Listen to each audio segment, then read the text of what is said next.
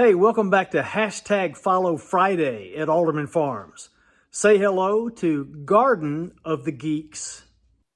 Paul and Andrea, thanks so much for taking time out of your busy schedule to sit and visit for just a few minutes and to introduce yourselves to the Alderman Farms family.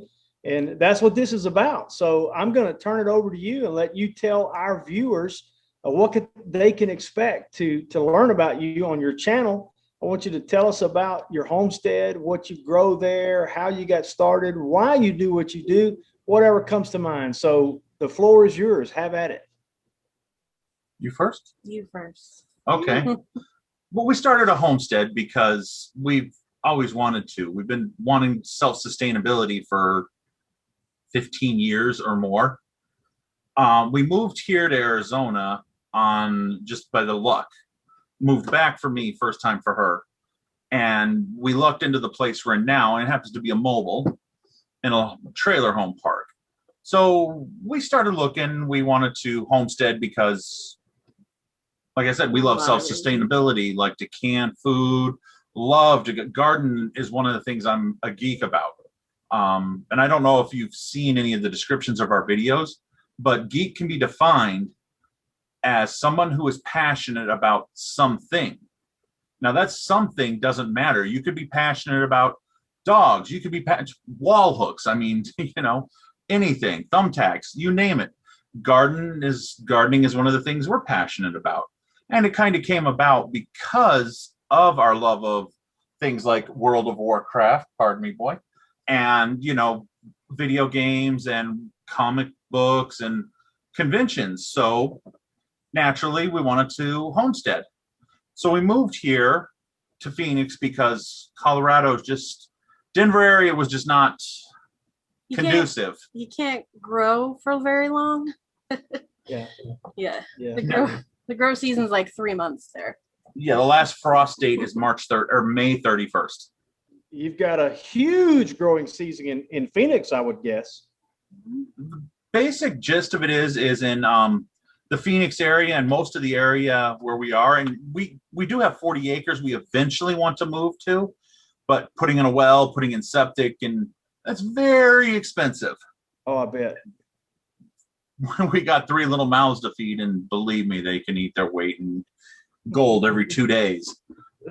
But here where we're at in zone 9, the mid-December to maybe worst case scenario like this year, mid-February, you might get some nights below freezing. Might. Yeah. Other than that, I mean, I've got guava trees out in the yard. I got a what is it? Papaya tree. Those are you get below 40, they're gone. I got one of those out in the tree. It's like 12 feet tall. It's up over the house. So It's beautiful. But that's one of the things we like about the area we're in and the zone we're in is because you can grow things like mangoes. My favorite fruit, other than bananas, which, because I'm a hay fever sufferer. And I love lemons, which is a huge reason I wanted to move to Phoenix too, is because you can grow citrus all year long here. In fact, we have a citrus tree in front of the house that when we bought it was not much taller than this one. In fact, it was shorter than this one. And now it's pushing 15 feet tall and 8 feet wide. Wow. And we got, last year, because it goes every other year, you get a bumper crop. Like last year, we got 2 5-gallon buckets full. Yeah. This year, we only got like half a 5-gallon bucket full. And right now out there is thousands of buds, literally right now as we speak. Wow. So hopefully we're going to get 4 or 5, but we're going to get sick of citrus. That's all right. Give them away or sell them. Somebody will use them. We're in zone 8B, and I think we can grow citrus, but it's kind of iffy. We can't. It's not as prolific here as it is. Sounds like it is there. That's the problem with our land because it's in zone 8B. So that's going to be a whole nother challenge when we move out there. Yeah. It'll be like starting over, but it'll be nice. Yeah, I didn't realize you had the variation of zones. Is the land also in Arizona? Oh yeah. Oh geez, Arizona goes from high pines to high mountains with ski resorts and such, down to low Yeah, I guess desert to that's true. almost sea level. You want it, Arizona has it all. It really does. Wow. It's got deserts, it's got oak forest, it's got tall pine forests. I mean, You guys though are, I think you are positioned, your channel is positioned to do really well because there is, and I wish Patty were here because this is something that she's kind of passionate about. We've got a big place here. We live on a lot of acreage that's been in the family for 150 years. But one of Patty's things that she loves to talk about is blooming where you're planted. That, there's a misconception out there that in order to homestead, you have to have acres and acres and all of that kind of stuff. And I love telling the story of Jan, a friend of ours we met online. And my viewers are going to think I'm a broken record because we just talked about this on another hashtag Follow Friday, but it's important. Jan lived, she's got some property now, but when she first started, she lived in a second-story apartment. And you should have seen the food she grew on her second-story balcony. It was big enough to have 6 or 7 5-gallon buckets out there, and she grew tomatoes left and right. And I can't remember what all, but it was crazy, and it was all on a balcony. And so you guys can be such an encouragement to people out there who think, well, I would like to grow some of my food, but all I have is a quarter of an acre. All I have is a tiny yard. What can I do there? And you guys are living proof that you don't have to have a vast amount of property to grow something. Mm-hmm. 2,486 square feet. That's the dirt I have. And most of that is in the I'm going to bake the living heck out of you, son. And we're literally under the flight line too. So that helps add to the heat. So yeah. Oh, wow. Yeah, it's been challenging here. That's one of the things, like you said, that's one of the things we're striving for. Like for instance, you can't really see it, but I got a guava tree back here. And I turned it off because it's just way too red, but there's a grow light up over here. And I'm going to be moving this one over. You're fine. And I'm going to be planting an herb. I make these macrame holders, and I'm going to be planting 5 herbs. And I'm going to be taking advantage of that as much as I can because we have to. We have less than 1,000 square feet more outside than we do inside. So I'm going to have it layered upon layered. Everything's going to have to go straight to the sky. Yeah. Yeah. I mean, it's all about creative use of space.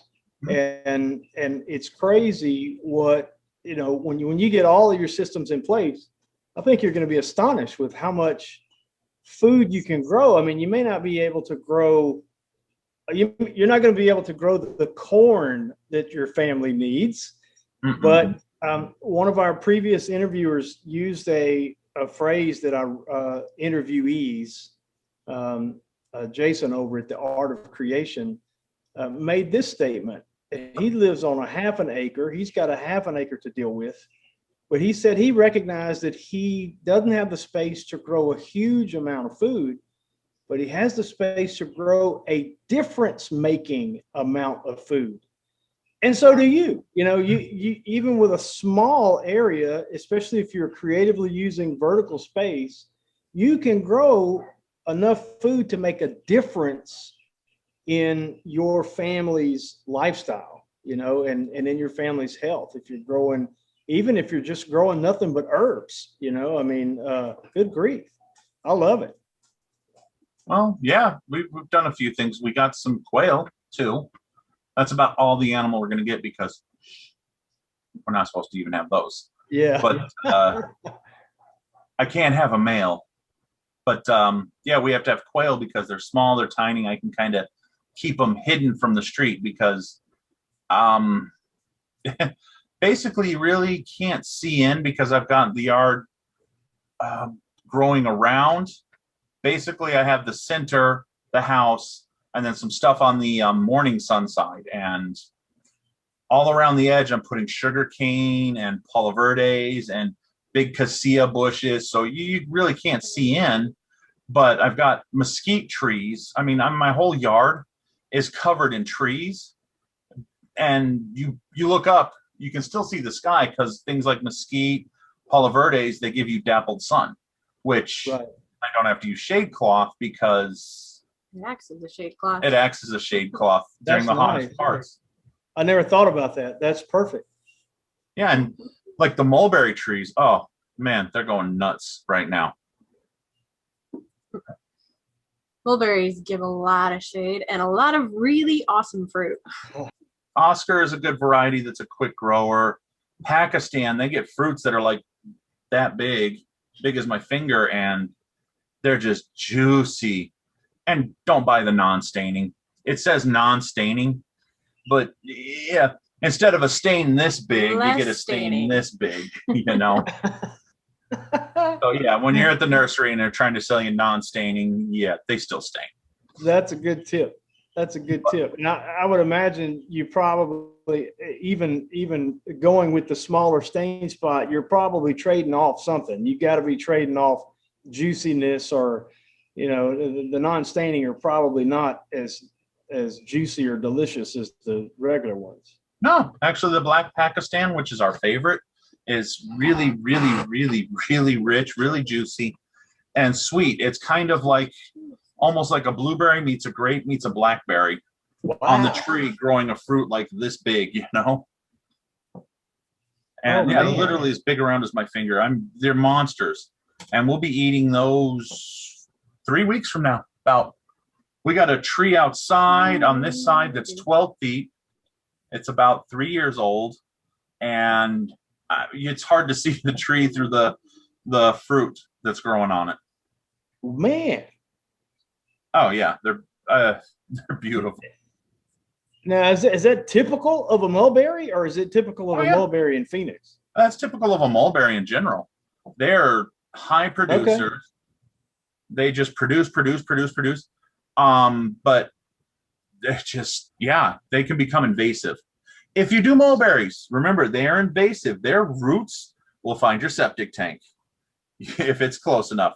Their roots will find any pipe. Their roots will crack a foundation like nobody's business. Okay. Keep them. I'm a mobile home. I'm up on blocks. So, you know. Yeah. Okay. But that's a good tip. I mean, we've got room to where I can put them far away from any of those dangers, but I had not heard or read that. So I'm thankful for that tip, because my luck, I'd have planted it right on top of the septic tank. Oh yeah, you'd be replacing that in 3 to 4 years then. Easily. Man. Yeah, but they're made great at the edge of the yard because they also get huge. They get tall. They can break, some of them can break 50 feet. Some varieties only get like 20 feet, but some, like the Pakistan and the Oscar, will break 50.